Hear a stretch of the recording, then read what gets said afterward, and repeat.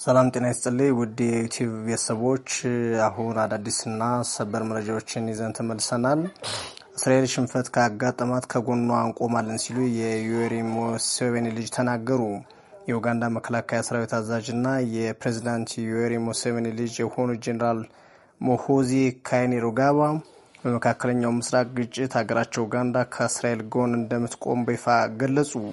ጄኔራሉ በኤክስ ገጻቸው ላይ ከሰፈሩ ጽሑፍ በመነሳት እስራኤል ለማጥፋት የሚደረግን ማንኛውም አካሄድ ሀገራቸው እንደምትቃወምና ከእስራኤል ጎንም እንደምትሰለፍ አሳውቀዋል።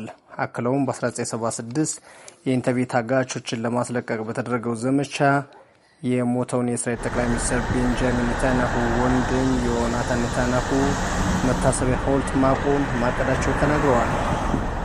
ይህንን መልእክት በኤክስ ገጻቸው ካሰፈሩት በኋላ ግን መልሰው ማጥፋታቸው አነጋጋሪ ሆነዋል። ይህ በእንዲህ እንዳለ ኢራን ከእስራኤልና ከአሜሪካ የተከፈተባትን ጥቃት ተከትሎ ጎረቤቶቿን ማለትም ባህሬን፣ ኩዌት፣ ሳውዲ አረቢያ፣ ኳታር፣ አማን በተለይም የተባበሩት አረብ ኤሚሬትን ኢላማዎቿ ማድረጓን ቀጥላለች። ነገር ግን አንድም ሀገር በኢራን ተጠቅቻለሁ ብሎ ያጸፋ እርምጃ አልወሰዱም። ይህን ማድረግ ለምን እንዳልፈለጉ መነጋገሪያ ሆኗል። ጦርነቱ በተባባሰበት በአሁኑ ሰዓት የኢራን አብዮታዊ ዘብ ዛሬ በሆርሙዝ ወሽመጥ በኩል ሲያልፍ የነበሩ 3 የጭነት መርከቦች ወደ መጡበት መመለሱን አስታውቋል።